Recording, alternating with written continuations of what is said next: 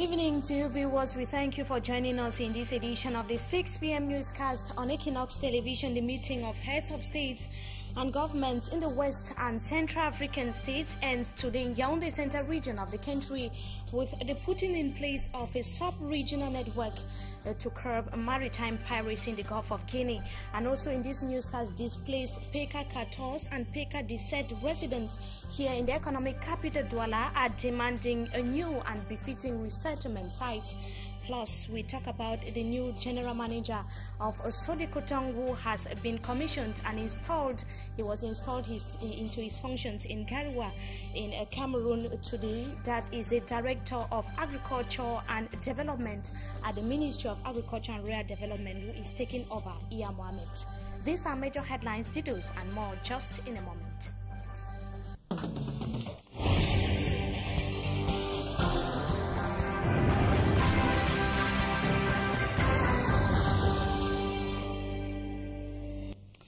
Thank you, viewers, for joining us in this edition of the 6 p.m. newscast on Equinox Television. We begin right away in Yaoundé Central region of the country, where the meeting of heads of states and governments, maritime experts in the West and Central African states, which started Monday in that part of the country, ended today in Yaoundé after taking a firm decision or resolution to harmonize their efforts in checking maritime piracy in the Gulf of Guinea. As I announced in the headlines, a sub-regional network has been put in place to curb the increasing rate of maritime piracy in the Gulf of Guinea, after raising the question on how committed the various member states would be in implementing or in the implementation of the various resolutions or decisions arrived at the just ended first ever summit. It was also arrived at that a 3-year deadline be given to all the member countries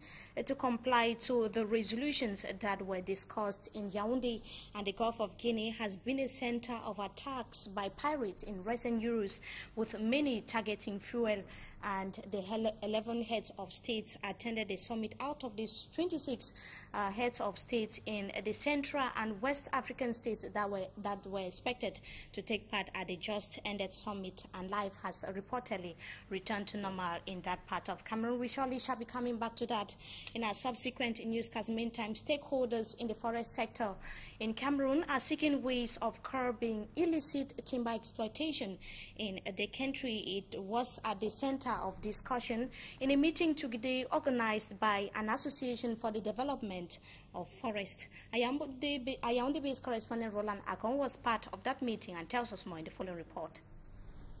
The illicit exploitation and sales of Cameroon's timber is causing the government enormous financial losses. It also destroys Cameroon's rich biodiversity and weakens forest communities depending on the forest for their livelihood. This Yaoundé meeting Tuesday, organized by the Association of Forest and Development for DARE, seeks to lay down strategies to fight against illegal exploitation of timber and improving forestry governance in Cameroon. We see illegal exploitation of timber in the cases of, maybe I mentioned Heracles here. Heracles, which has come to exploitate forest, but has gone as far as, for plantation agriculture, but has gone as far as exploiting timber. And there are many other instances in the MEFO area where we are trying to do it voluntarily. Roland Akon, the reporting from Yaoundé Central region of the country. Meantime, the remains of a 45-year-old man identified as Roger was this morning found lying in his bedroom around Cité Belge in the Douala 3 area. Reports indicate that the deceased, though sick, was not in a critical condition. Law enforcement officers have opened investigations to establish the cause of his death. And still today in the city of Douala, another story is indicating that a fatal accident reported this morning around the Kamwata head office claimed the life of a man, and the victim, whose name we got as Ganston Wanji, saw his head crushed by a heavy-duty truck. He is said to have died on the spot. Now, former residents of Peka-14 here in the economic capital Douala, who were evacuated 3 years ago from the area, have called on the government to provide resettlement sites for them. Life to them has become practically difficult, with a majority saying that if their families were disunited as a result. For Hansin Chanchi visited the Peka-14 and Peka-17 neighborhood here in the city of Douala and brought back the following report.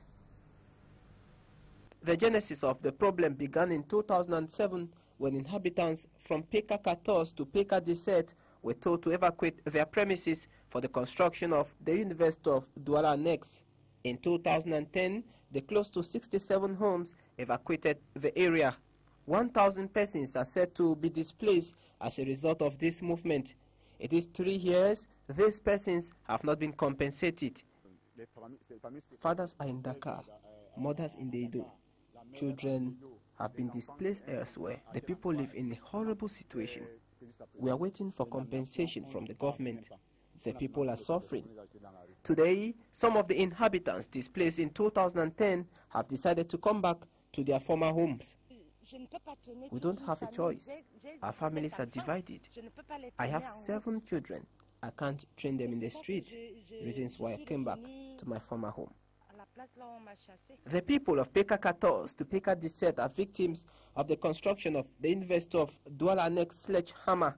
They have called on the government for compensation for their divided families to come back together. Meantime, several meetings have so far been holding between the displaced Peka-14 and Peka-17 residents and officials of the University of Douala and officials, and according to reports, they have all ended in a deadlock. The worry of the disgruntled inhabitants is that the amount proposed by the University of Douala is not enough. And in the following interview, one of the defense lawyers of the victims tells us further, maybe we are having indications that we surely shall be coming back to the interview of the defense lawyers of the disgruntled Peka-14 and Peka-17 residents in a subsequent newscast.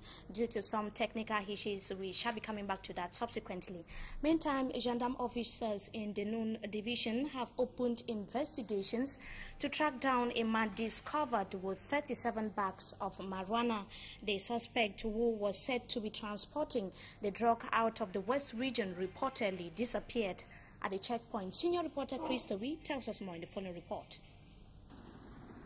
It is while undergoing a normal overnight route control that elements of the Nkupa Matapit post of the National Gendarmerie stumbled on this heavy load of marijuana. 37 bags of Indian hemp weighing 1 ton dissimulated inside a vehicle transporting Irish potato from Jakiri in the Bui division and driven by one Musa Idi. The driver is even said to have disappeared in darkness that fateful night after attempting in vain to corrupt gendarmes with the sum of 5,000 francs CFA. The vehicle and its loads were then taken to the Fumban-based gendarmerie company commanding the Noon Division. Here, another issue came up. A gang of 7 suspected to have broken into a pastor's residence and church with handsets, wristwatches, laptops, and electric generator and other items in their possession. An inquiry is thus opened by these law enforcement officers heading towards the dismantling of this suspected network.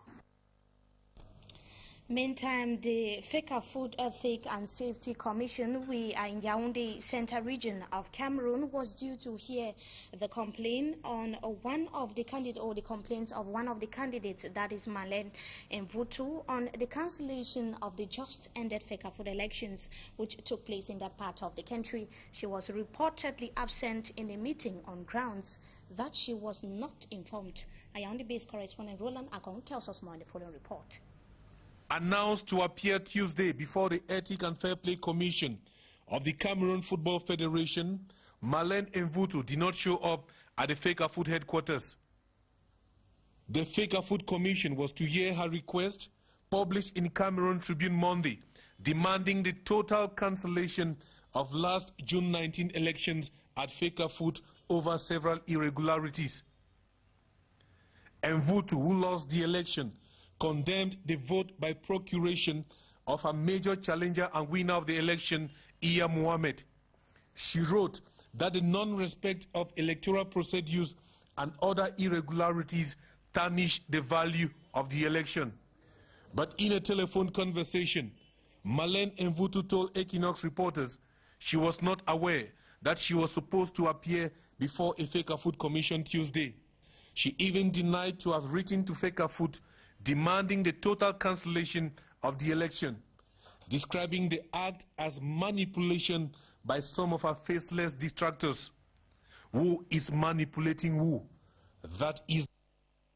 And Marlene Mvutu is calling for cancellation of Fecafoot elections when the president of FIFA, Sepp Blatter, has congratulated Iya Mohammed for his re-election as president of the Cameroonian Football Federation, Fecafoot.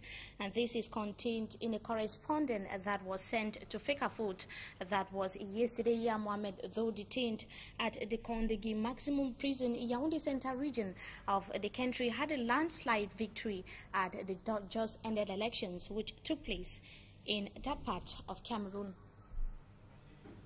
Now information just reaching our studios is indicating that the director of Agricultural Development at the Ministry of Agriculture and Rural Development has replaced detained Iya Mohammed as Director General of Sodekotong. Abdul Namba was appointed, according to reports, and commissioned today in Garoua in a meeting of board of directors of Sodekotong, which held at the governor's office.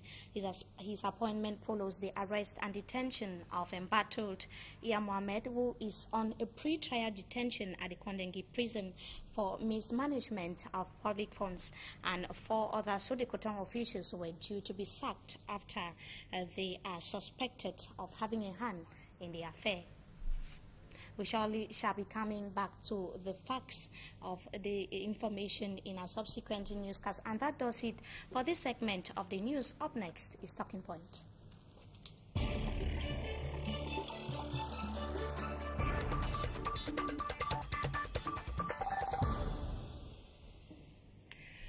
Good evening to you viewers. We thank you so much for joining us tonight on Talking Point. The security or the Maritime Security Summit that started on Monday in Yaoundé Central region of the country ended today. A majority or most of the various heads of state, the 11 heads of states that were taking part in the first ever summit hosted by Cameroon have already started going back to their various countries. And our guest tonight is a maritime administrator to tell us some of the problems that are plaguing the maritime sector in Africa. Good evening, sir, and thank you so much for joining us tonight. Good evening, madam. But before we begin, what is the rate of insecurity in the Gulf of Guinea? Because that's the center of discussion at the just ended summit in Yaoundé. I think formerly piracy was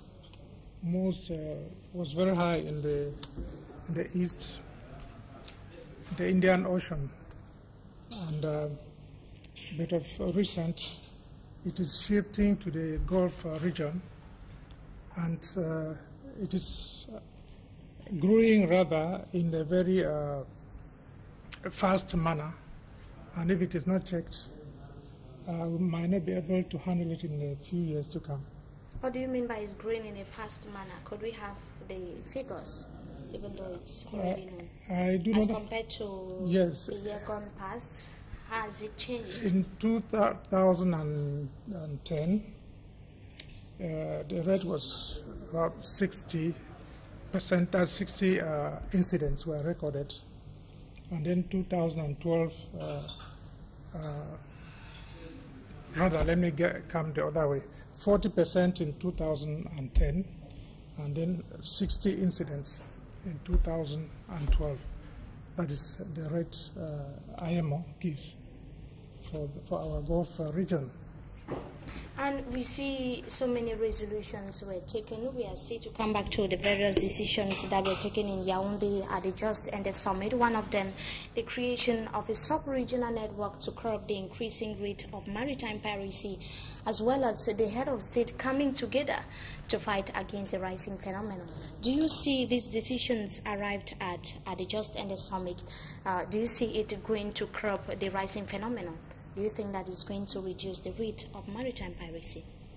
I would think so. I would think so, and it was very, very timely and very, very necessary. Because maritime piracy is such a problem that one country cannot handle. So it needs the coordination of efforts by various countries which are in the region, because maritime piracy is just like maritime pollution that knows no boundary. It is in Cameroon as it can be in Nigeria tomorrow, and it can be. When you get to the sea, you see that the sea is just a vast area of land. You don't even seem to see any frontier. So it is a capital-intensive affair, and it needs high technology, and one single country cannot really handle the matter, the piracy alone in the Gulf region. So it is a concerted effort of countries, a concerted effort of those users of the sea, ship owners, fishermen, the navies, that can come together to really curb this problem of piracy. So I think the effort of the meeting in Yaoundé today is going to go a long way to stop or to abate this problem of piracy. The same thing has been done in the east, Somalia, offshore Somalia, and at the moment the rate of piracy has gone down. So I think the same effort is being shifted to the Gulf of Guinea, and the same results we are going to have, because pirates, you must fight them day and night. And I want also to add that piracy is a thing that people must be aware of it. People must be sensitized, because planning is done on land, but the theft, the attack on ships and the rest is done at sea. It means that anybody on land, people on land who are not even have nothing to do with navigation, can leak out information from people who are on land planning to go and attack ships at sea. Information about ships at sea is got from land, and then preparation is done, and people go now to the sea to attack because they know which ship is moving from what point to what point and what type of cargo this ship is carrying. You earlier mentioned the situation in the east coast of Africa, in Somalia to be more precise, where statistics were in the past showing that the level of attack or the rates of attack was more than in the West and Central Africa. But we see it's a total reverse of the situation. We see the West and the Central African states the target of these pirates. What is actually attracting the pirates? What is attracting these pirates in the Gulf of Guinea? Well, I would say the first thing that is attracting them is that this zone, the Gulf zone, is very rich. It is, we have a lot of minerals. We have oil, we have gas, we have marine life, which is so much. And then the second thing is that the pirates, seeing that the other sea areas are being monitored and controlled, have to look for somewhere where it is easier to operate. And maybe they discover that the Gulf of Guinea is not so safeguarded as other parts of the sea. And given the richness of the area, they decide and they dare to come. And they found that it was rich enough. So we must now try to do everything to make sure that they don't operate successfully for too long, because our economies will be affected negatively. I think yesterday some of the heads of states, because they began or they started deliberations yesterday in Yaoundé, they were calling on the international community to come to their aid, an indication that they cannot handle the situation on their own. Is that some sort of a weakness on the part of African states? Should we say so? I wouldn't think it is a weakness, because... Are they accepting that they cannot handle the situation on their own? I think not even the question of accepting.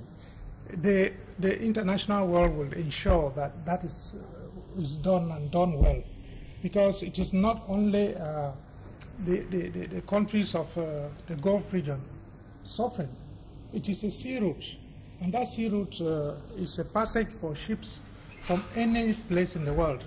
So the world cannot sit and fold its hands, not being sure whether we are going to do it well or not. So they have to come in to assist, to whip up the energies we have, the technology we have, to ensure that their ships can pass safely through the Gulf region, which is the main passage for many ships, tankers. And it was also affirmed and reaffirmed that such summits have been taking place in Africa.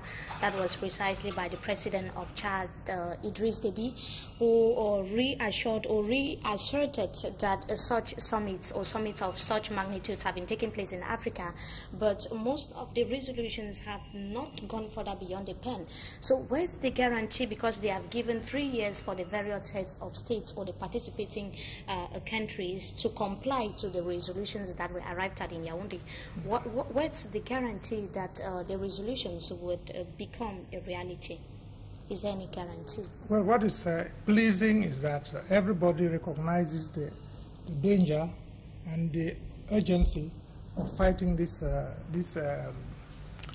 plague, if you cannot, if you wouldn't mind, it's a plague.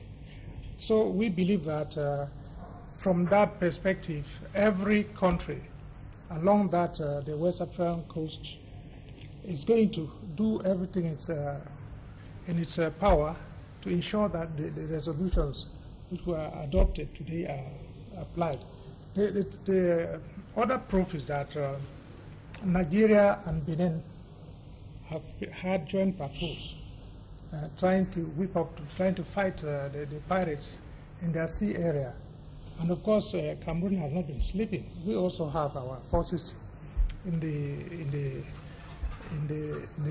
our own area of the Gulf of Guinea, making sure that our ships can have a safe passage through our own seas.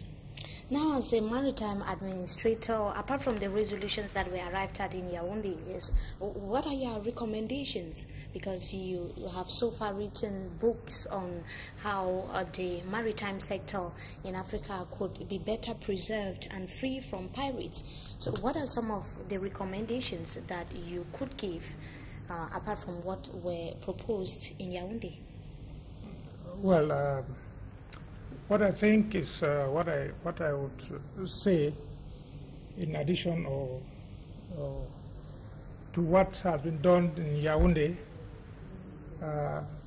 is that the countries concerned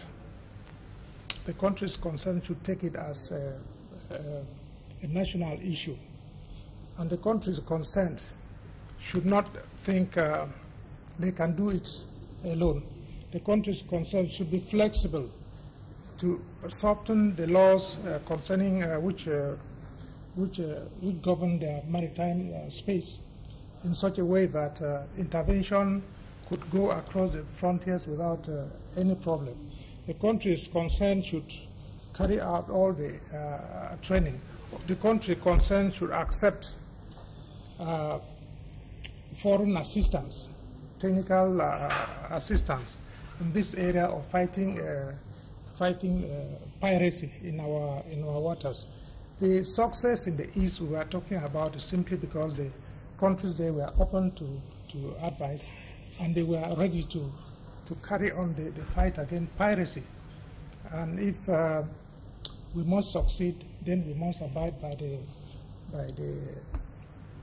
the resolutions that were taken today in Yaoundé.